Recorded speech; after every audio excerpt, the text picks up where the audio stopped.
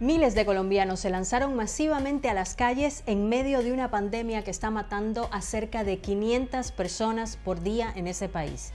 Y es que para muchos, la indignación por la reforma tributaria que impulsa el gobierno del presidente Iván Duque ha sido más fuerte que el miedo al contagio por el virus. Así, las principales ciudades del país, como Bogotá, Medellín y Cali, han vivido jornadas intensas de protestas que, aunque en su mayoría han sido pacíficas, también han estado marcadas por la acción de grupos violentos, vandalismo contra instituciones del gobierno, estaciones de transporte público y una fuerte represión policial.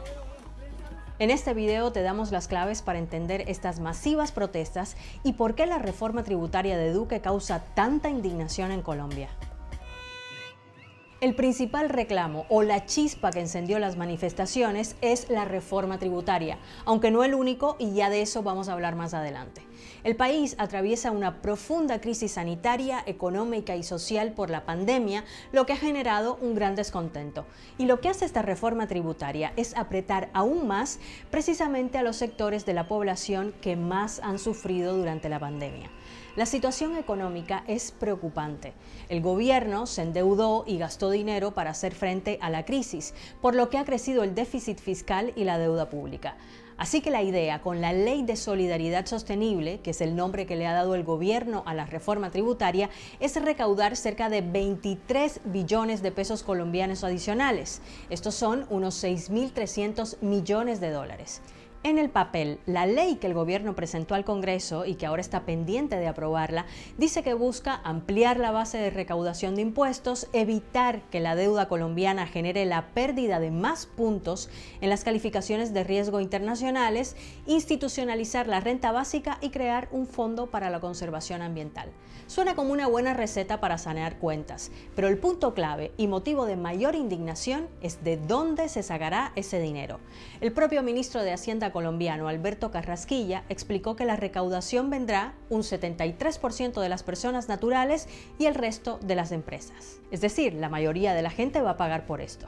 Y uno de los puntos más polémicos es el cobro de un impuesto a la renta a personas que ganen un sueldo mensual de más de $663, esto en un país donde el salario mínimo es de 234. Además, se propone cobrar el IVA, que es del 19% en Colombia, a productos de consumo básico como los servicios de agua, luz y gas, los servicios funerarios y productos eléctricos como computadoras. La ley también propone más impuestos para los que ganan más, por ejemplo, un impuesto extra del 1% para patrimonios de más de 1,35 millones de dólares y del 2% para los de más de 4 millones. Los críticos a la reforma de Duque, entre ellos el economista Salomón Kalmanovitz, piensan que esta no es la receta correcta y que, por ejemplo, el dinero se puede sacar de otros sectores como el financiero. Y dijo que en vez de agobiar a la clase media y a los más pobres con más IVA, se deberían eliminar las exenciones que permiten que el sector financiero haya pagado en 2020, por ejemplo, solo el 1,9% de sus utilidades, que fueron de 32.000 millones de dólares. Aunque hay otros economistas que opinan que incrementando impuestos solo en estos sectores no alcanza para la reforma que necesita el país. Pero el reclamo que se ha dejado de escuchar en las calles de Colombia, como ya te adelantamos, no solo tiene que ver con la reforma tributaria, sino con un descontento social acumulado que ya se había dejado sentir en las masivas protestas de finales de 2019. Las demandas en aquel momento se centraban en la problemática implementación del proceso de paz con la guerrilla de las FARC y en el cuestionamiento del modelo económico. Con la pandemia, ese descontento solo se acrecentó. La crisis sanitaria y económica ha afectado, como era de esperarse, a los más vulnerables y que cuentan con menos recursos. Y es que Colombia es uno de los países más golpeados por el virus en la región, con más de 2.800.000 casos y más de 73.000 muertes por el virus a final de abril. Y ya hay graves repercusiones económicas. Se calcula que 500.000 negocios han cerrado en el último año.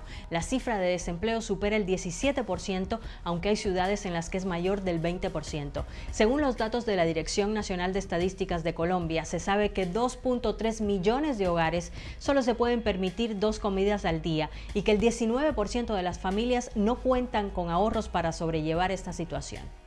A todo esto se suman los reclamos por el retraso de la campaña de vacunación que había prometido el gobierno. Hasta el final de abril en Colombia habían recibido la primera dosis de la vacuna más de 4.700.000 personas, según los datos del Ministerio de Salud, lo que pone al país detrás de Chile, Brasil y Uruguay en números de vacunados por habitantes. Pero esto representa menos del 10% de la población. Además de celeridad, muchos también exigen transparencia en el proceso y han criticado al gobierno por no entregar datos sobre el plan de vacunación. Hay críticas por el retraso en el acceso a la segunda dosis para las personas de riesgo y por el desabastecimiento de vacunas para ampliar la campaña al resto de la población.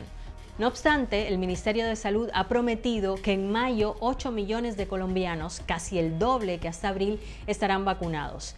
Mientras, las protestas ocurren en medio de un preocupante repunte de casos en el país, con casi 20.000 nuevas infecciones diarias, un récord desde el inicio de la pandemia.